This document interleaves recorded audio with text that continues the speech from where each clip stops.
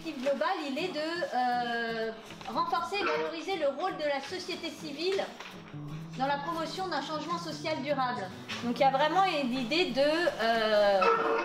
voir comment nous tous ici, nous société civile, on accompagne les populations pour qu'elles soient actrices de changement et comment aussi on valorise ça. Historiquement, les aspects collectifs à l'UGPM sont très ancrés parce que l'union est une union de groupements paysans. Donc c'est la base de l'UGPM d'être sur des groupements paysans. Et depuis plus de 35 ans d'existence de l'Union, le nombre de groupements a considérablement augmenté. Rassemblés, rassemblés, oh oui, rassemblés, la veille n'a pas commencé, c'est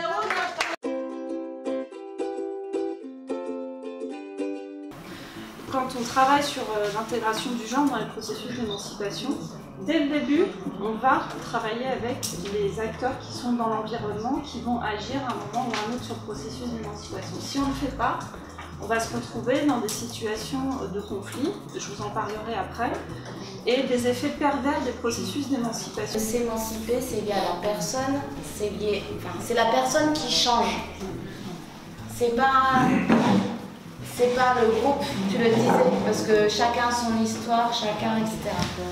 Par contre, les effets de cette émancipation individuelle, où est-ce qu'on les met? Donc au niveau de l'individu, obligatoirement, mais peut-être aussi dans le groupe, puis dans la reconnaissance par d'autres. Quand je prends l'exemple de la situation dans nos pays,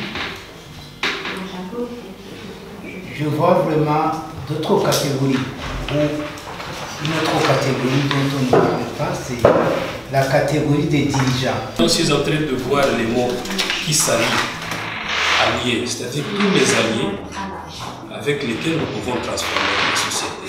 Et là, moi, je ne fais plus allusion aux individus, mais à l'ensemble de toutes les parties prenantes qui peuvent adhérer à notre action de transformation sociale. Et il n'est pas dit que faire alliance soit plus efficace que de ne pas faire alliance pour transformer la société. Après, il y a des voies très différentes. Il y a des gens qui prennent des options très radicales, des options très entristes et très fusionnantes avec la société dominante. D'autres qui pensent qu'il faut rentrer en rébellion et en confrontation, voire même des fois frontale, voire violente. Parce que vous savez, les autorités locales sont plus à la recherche d'électorat. Donc quand ils sont assez organisés, ils essaient de les récupérer à leur profit pour qu'ils vont en faire un grenier électoral.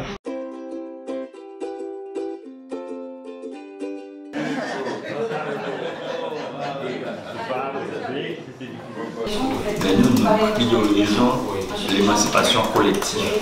D'abord, nous partons du collectif à l'individu.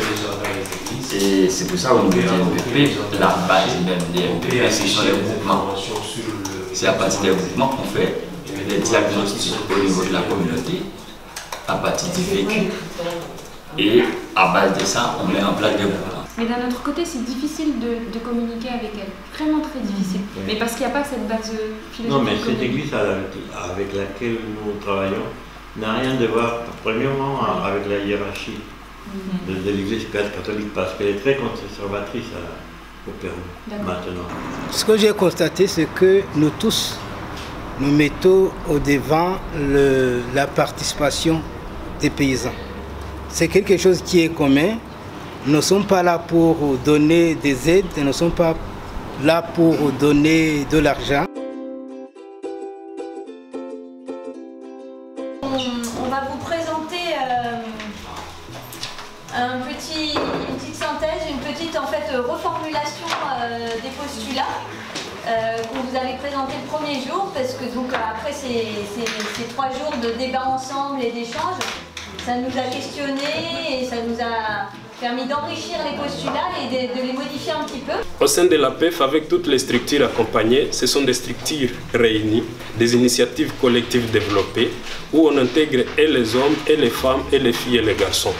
Ce sont des effets, des enjeux de transformation sociale que nous sommes en train d'observer au niveau de la communauté, parce que nous utilisons maintenant les stratégies d'intégration de toutes les couches sociales dans le processus d'émancipation collective et dans la transformation sociale.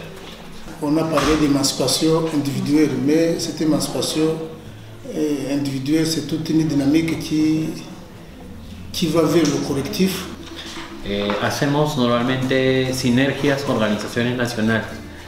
Senkanú, todos los procesos que hace nunca los intenta hacer solos. Siempre buscamos organizaciones, estamos en relaciones con otros, no para poder, por esto que llamamos transformación social. Estamos convencidos de que no lo vamos a hacer solos. Y este es otro espacio, de repente mayor, internacional, como decía, y es un espacio donde vamos a aprender, ¿no? Y a proponernos cambios también. Les situations de vulnérabilité sont à la fois les causes et la conséquence de rapports de domination. Donc de différencier, il y a des gens qui décident, il y a un système qui décide à un moment donné d'exploiter la vulnérabilité et d'entretenir la vulnérabilité et qui donc font état de rapports de domination. Et ces rapports de domination empêchent certaines catégories de population de pouvoir s'émanciper. Donc on a passé en revue et je vous invite dans les tables d'échange tout à l'heure à revenir sur ces éléments-là, sur quels sont les rapports de domination, quelles sont les vulnérabilités. Donc ça, vous allez pouvoir en discuter véritablement concrètement. La formation n'a pas les mêmes effets pour tout le monde. Il y en a qui spéculent à droite. Leur intérêt personnel, l'argent, et puis les autres qui se mettent ensemble pour un peu revendiquer et se mettre contre la soumission, s'allier entre eux pour essayer de lutter contre la soumission, lutter contre la domination. J'aimerais dire que nous, on est aussi dans une émancipation collective, qu'on fait partie d'un collectif. Et je trouve ça vraiment chouette qu'on ait cet espace, le temps pour réfléchir ensemble, s'approprier les différents projets des uns et des autres, mais également s'approprier un projet commun, une vision commune qu'on va mener par la suite. Et c'est vraiment quelque chose qui n'est pas forcément proposé à toutes les organisations. Et je suis vraiment heureuse qu'on puisse le partager tous ensemble.